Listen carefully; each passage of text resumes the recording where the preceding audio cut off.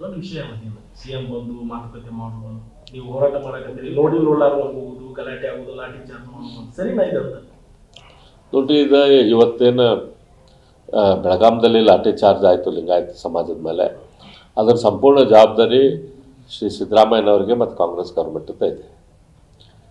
ಅವರು ಇದಕ್ಕಿಂತ ಭಾಳ ದೊಡ್ಡ ಪ್ರಮಾಣದ ಜನ ಕೂಡಿದ್ರು ನಮ್ಮ ಸರ್ಕಾರ ಇದ್ದಾಗ. ಬೆಂಗಳೂರಲ್ಲಿ ಸುಮಾರು 10 ಲಕ್ಷಕ್ಕಿಂತ ಹೆಚ್ಚು ಜನ ಕೂಡಿದ್ರು.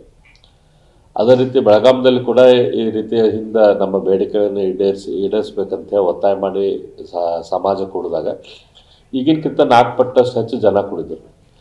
ಆದರೆ ಆವಾಗ ನಮ್ಮ ಸರ್ಕಾರದಾಗ ಮುಖ್ಯಮಂತ್ರಿ ಬೊಮ್ಮಾಯಿಯವರಾಗಲಿ, ಆಮೇಲೆ ಅಲ್ಲಿದ್ದಂಥ ಕ್ಯಾಬಿನೆಟ್ ಸಚಿವರ ಸಿ ಪಾಟೀಲ್ರಾಗಲಿ, ಶಂಕರ್ ಮುನೇನಕೊಪ್ಪರು, ಆಮೇಲೆ ನಾವು ಶಾಸಕರಾದ ನಾನು, ಯತ್ನಾಳ್ ಅವರು, ಸಿದ್ದು ಸವಡಿಯವರು, ನಾವೆಲ್ಲರೂ ಸರ್ಕಾರದ ಜೊತೆ ಸತತವಾಗಿ ಕೋಆರ್ಡಿನೇಷನ್ ಮಾಡಿ ಜನರ ಭಾವನೆ, ಸಮಾಜದ ಭಾವನೆ. ನಿಮಗೆ ಉಬ್ಬಿದ ರಕ್ತನಾಳ ಅಂದ್ರೆ ವೆರಿಕೋಸ್ ವೇನ್ಸ್ ಸಮಸ್ಯೆ ಇದ್ದಲ್ಲಿ ಫ್ರೀ ಡಾಪ್ಲರ್ ಸ್ಕ್ಯಾನಿಂಗ್ ಗಾಗಿ ಹಿಂದೆ ಭೇಟಿ ಕೊಡಿ ಏವಿಸ್ ಆಸ್ಪತ್ರೆಗೆ. ಸರ್ಕಾರಕ್ಕೆ ತಿಳಿಸಿ ಒಂದು ವಯಾಮೀಡಿಯಾ ಸೊಲ್ಯೂಷನ್ ಕಂಡುಹಿಡಿಯುವಂತ ಮಾಡಿದ್ವಿ.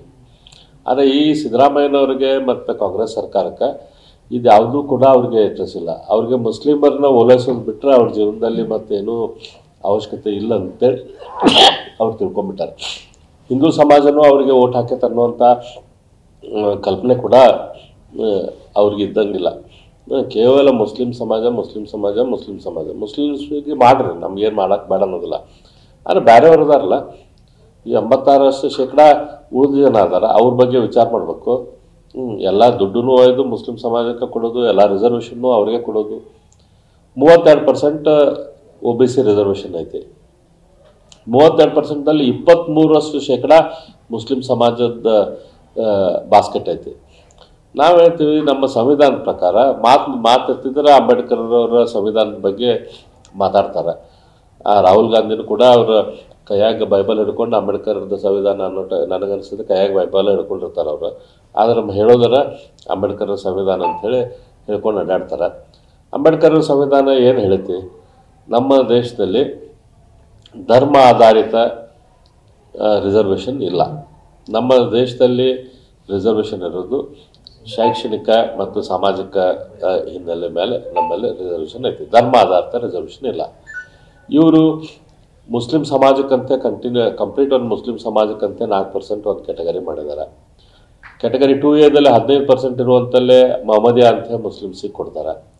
ಕ್ಯಾಟಗರಿ 1ರಲ್ಲಿ ಅಲ್ಲಿ ಕೂಡ ಮುಸ್ಲಿಂ ಸಮಾಜ ಜಾತಿಗಳು ಕೊಡ್ತಾರೆ. 23% ಅವ್ರಿಗೆ ಕೊಟ್ಟರೆ ಬೇರೆಯವ್ರು ಏನು ಮಾಡಬೇಕು? ಹಂಗಾಗಿ ಏನು ಸಂವಿಧಾನದ ವಿರೋಧ ಇದ್ದಿದ್ದೇನು 4% ಸಂಪೂರ್ಣವಾಗಿ ವಿರೋಧವಾಗಿದ್ದೇನೈತಿ, ಅದನ್ನು ತೆಗೆದು ಮರಾಠ, ಒಕ್ಕಲಿಗರು, ಲಿಂಗಾಯತರು ಮತ್ತು ರೆಡ್ಡಿ ಈ ರೀತಿ ಬೇರೆ ಬೇರೆ ಸುಮಾರು ಒಂದು 52% ನಮ್ಮ ರಾಜ್ಯದ ಪಾಪ್ಯುಲೇಷನ್ಗೆ ಅನುಕೂಲ ಆಗುವಂತಲ್ಲೇ 4% ಡಿಸ್ಟ್ರಿಬ್ಯೂಷನ್ ನಮ್ಮ ಸರ್ಕಾರ ಮಾಡಿದ್ದು. ಆ ಡಿಸಿಷನ್ ಮೇಲೆ ಇವ್ರಿಗೆ ಮುಖ್ಯಮಂತ್ರಿಗಳಿಗೆ ಬೇಕಾದವರು ಹೋಗಿ ತಮ್ಮ ಕಡೆಯಿಂದನೇ ಒಂದು ಸ್ಟೇ ಹಾಕ್ಸಾರ.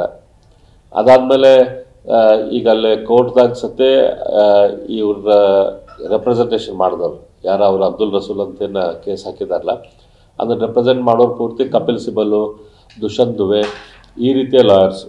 ಅವ್ರು ಯಾರು ಅಂತಂದ್ರೆ ಈಗ ಮೂಡಾ ಕೇಸ್ದಾಗ ಸಿದ್ದರಾಮಯ್ಯನವರು ಲಾಯರ್ ಇದ್ದವ್ರು, ಅಲ್ಲೂ ಕೂಡ ಅದೇ ಲಾಯರ್ಗಳನ್ನ ಕೊಟ್ಟಿದ್ದಾರೆ. ಇವ್ರ ಶಿಷ್ಯರ ಅಲ್ಲಿ ಹೋಗಿ ಕೇಸ್ ಹಾಕ್ಯಾರ. ಅದ್ರ ಜೊತೆ ಸರ್ಕಾರ ಆ ಸಂದರ್ಭದಲ್ಲಿ ಎಲೆಕ್ಷನ್ ಅನೌನ್ಸ್ ಆಯಿತು. ಎಲೆಕ್ಷನ್ ಅನೌನ್ಸ್ ಆದ ಕೂಡ ಕೋರ್ಟ್ದಲ್ಲಿ ಇವ್ರು ಹೋದಾಗ 27/3 ಎಲೆಕ್ಷನ್ ಅನೌನ್ಸ್ ಆಯಿತು. 13ನೇ ತಾರೀಕಿಗೆ ಮೋಸ್ಟ್ಲಿ ಇವ್ರು ಕೋರ್ಟಿಗೆ ಹೋದ್ರು. 13 ಏಪ್ರಿಲ್ 23ನೇ ತಾರೀಕಿಗೆ. ಅವಾಗ ಆಲ್ರೆಡಿ ಎಲೆಕ್ಷನ್ ನಡೆದಿತ್ತು.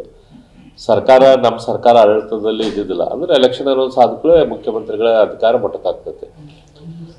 ಆ ಸಂದರ್ಭದಲ್ಲಿ ಸಾಲಿಸಿಟರ್ ಜನರಲ್ಗೆ ಹೈಕೋರ್ಟ್ ಏನು ಹೇಳ್ತು, ಈ ಡಿಸಿಷನ್ ಎಲೆಕ್ಷನ್ ಟೈಮ್ದಲ್ಲಿ ಮಾಡಿದ್ದಕ್ಕೆ ಎಲೆಕ್ಷನ್ನಿಗೆ ರಿಸಲ್ಟಿಗೆ ಅನುಕೂಲ ಆಕೈತೆ ಅಂಥೇಳಿ ಇವ್ರದ್ದು ಮುಂದಿನ ಅವ್ರದ್ದು ಚಿಂತನೆ ಐತಿ.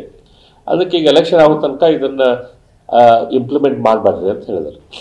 ಆಮೇಲೆ ಆದರೆ ಎಲೆಕ್ಷನ್ ಆಗೋಕ್ಕಿಂತ ಅಂದ್ರೆ ಅವ್ರು ಹೇಳ್ತಾರೆ ಮುಂದಿನ ತಾರೀಕು ಬರೋ ತನಕ ಇಂಪ್ಲಿಮೆಂಟ್ ಮಾಡಬೇಡ್ರಿ ಅಂತ. ಸೊ ಆಯ್ತಂತೆ ಸಾಲಿಸಿಟರ್ ಜನರಲ್ ಒಪ್ಪಿದ್ರು. ಇವರು ಅದನ್ನು ಯಾವ ರೀತಿ ಬಿಂಬಿಸ್ತಾ ಇದ್ದಾರೆ? ಇಲ್ಲ BJP ಸರ್ಕಾರದವರು ಅಫಿಡವಿಟ್ ಕೊಟ್ಟರು. ಅಫಿಡವಿಟ್ ಕೊಡೋದಂತಂದ್ರೆ ಒಂದು ರೀತಿ ಪತ್ರ ಬರೆದು ಕೊಟ್ಟಂಗೆ ನಾವು ಇಂಪ್ಲಿಮೆಂಟ್ ಮಾಡೋದಿಲ್ಲ ಅಂತೇಳಿ. ಅಂಥದ್ದು ಯಾವುದೇ ರೀತಿ ಕೆಲಸ ಭಾರತೀಯ ಜನತಾ ಪಕ್ಷದ ಸರ್ಕಾರ ಮಾಡಿಲ್ಲ. ಯಾಕಂದ್ರೆ ನಾವು ಮಾಡಿದ್ದ ರಿಸಲ್ಟಿಗೆ ನಾವೇ ಹೆಂಗೆ ಹೊರಟಾಗಿ ಕೊಡ್ತೀವಿ?